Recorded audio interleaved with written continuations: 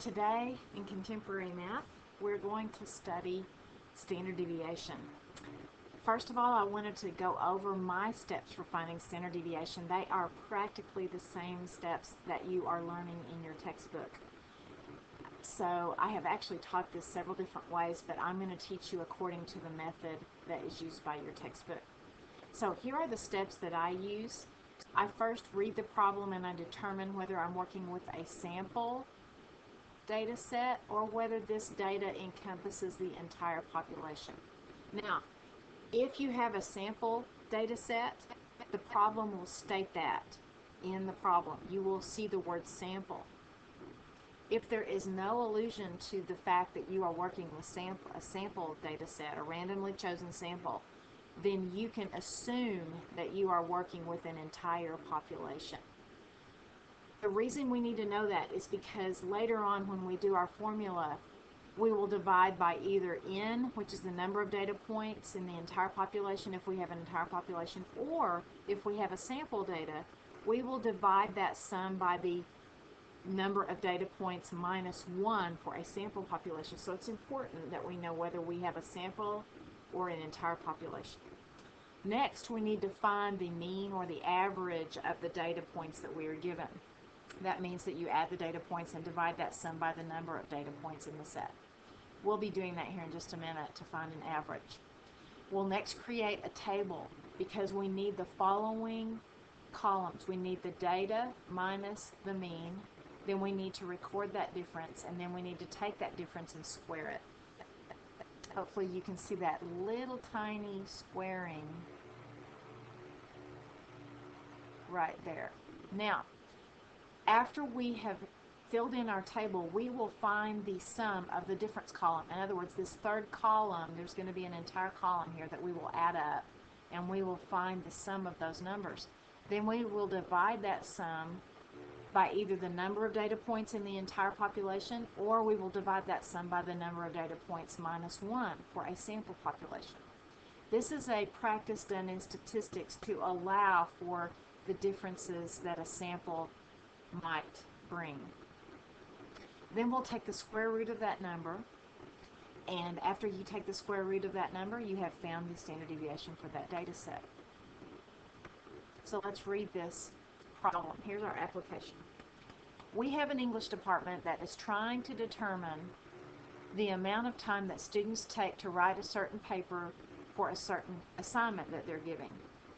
And they're doing research. So they have polled approximately 100 students. Then, after they polled those students, they took a sample from those students.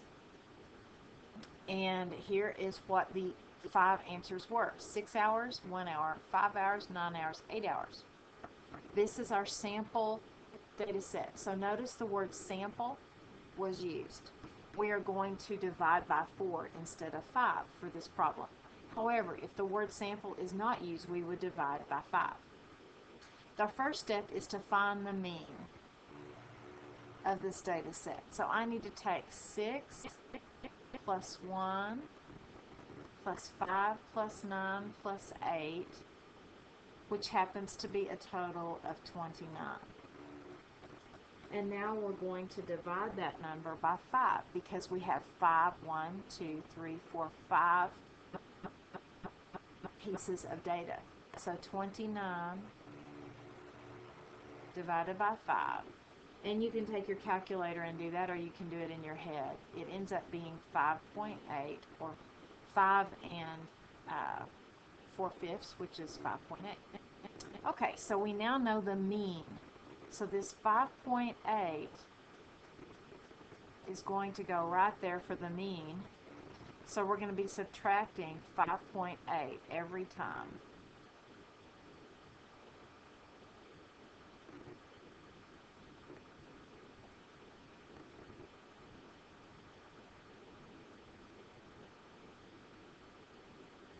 Okay.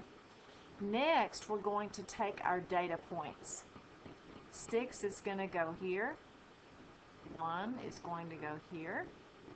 5, then 9, then 8.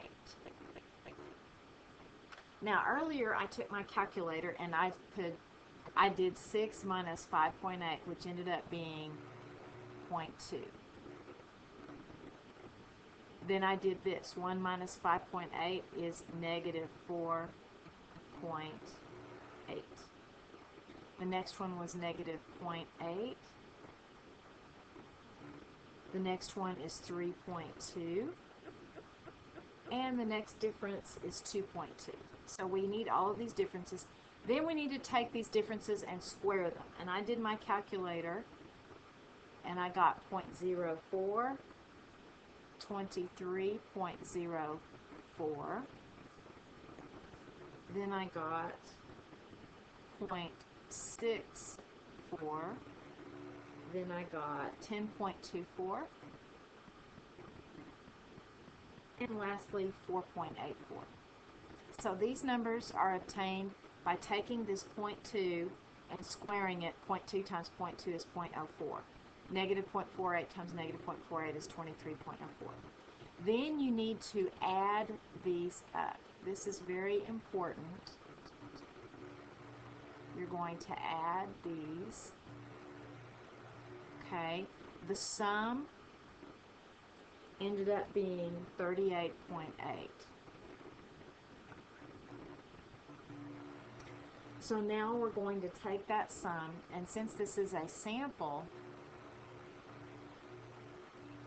instead of dividing by 5, we're going to divide by 4.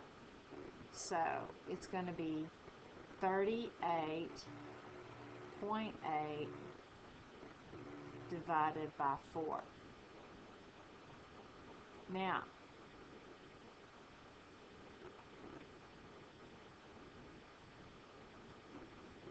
if there was no mention that this was a sample, if there was no words of sample in here anywhere, we would have to take out this they polled approximately 100 students.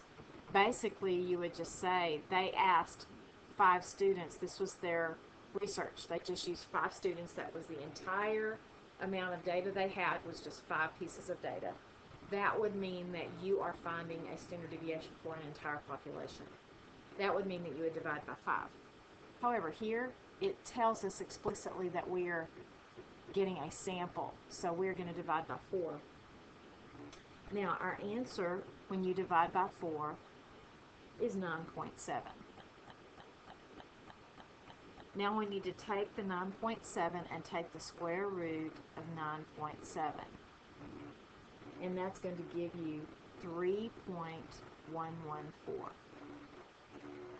Now, we have shown our steps by hand. Now we need to round our answer to the 2 decimal places.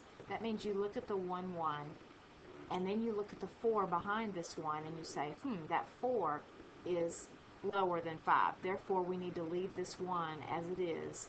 Our answer for the standard deviation is 3.11 for this set of data. So the standard deviation for this set of data is 3.11.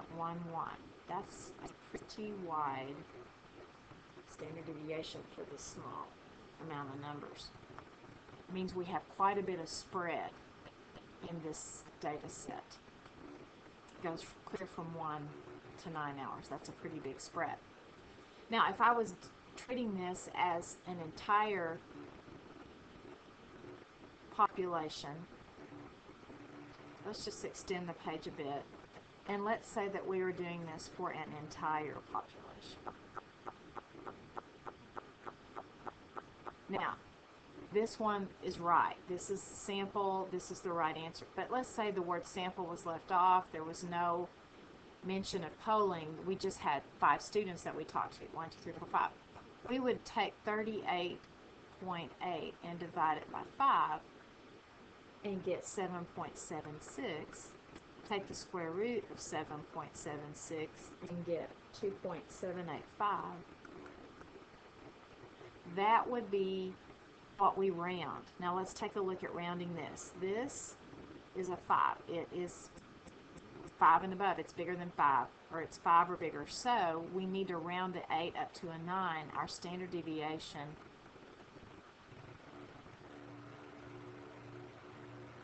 would be 2.79. So that would be how you would round that one if we did an entire population. So pay close attention on the test, whether it's a sample or an entire population. Now let's talk about, just real quickly, what is standard deviation? It's a measure of the spread of the data. In order to help you understand this, let's pretend that we work for the M&M Mars Company or the Hershey Company, one of my favorite ideas of thinking about. And let's say we have machine number 1 that makes Skittles, because that's my son's favorite candy. So here we go. This machine number 1 sometimes puts 3 pieces of candy in a bag, and sometimes it puts 20 in a bag. But on average, it's going to put 10 pieces in a bag. Okay? So 10 is its average, and it goes clear from 3 to 20. But most of the bags have 10 in them. A few have 20, a few have 3. Now let's say we have machine number 2.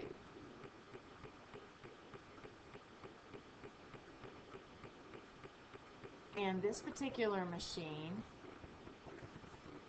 is much more reliable. When my son gets a bag that's been filled by machine number 2, most of his has 10 in it. Most of his bags have 10 in it, but there's a few with 9 and a few with 11. But for the most part, his bag has 10 in it, 10 pieces of candy. Now, which machine is most reliable? Machine number 2 is the most reliable machine because it most reliably fills the bag with 10 pieces of candy.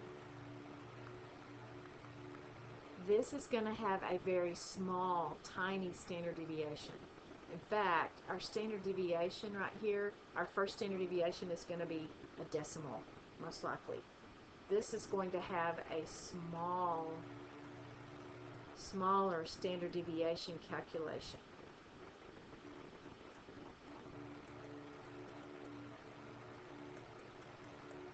Okay, let's look at this machine. This machine is going to have a much wider spread. Notice you can have anything from 3 to 20 in your bag. So it's going to have a much larger, this is a less reliable machine, and it's going to have a larger spread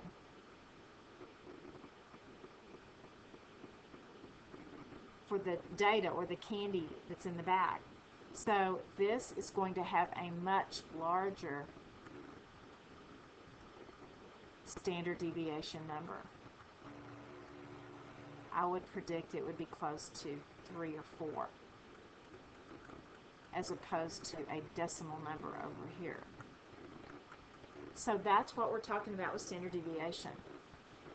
If you have a large standard deviation number, it means that your data is pretty spread out and pretty widely spread around the mean. In other words, your mean is here, but it's way spread out around that mean. However, if you have a very small standard deviation number, it means that your data is very closely packed around that mean, and you don't have much spread for your data. It's more packed around that mean. And it has meaning in very important situations when they do studies. I hope this helps. I really do. Have a good day. Bye.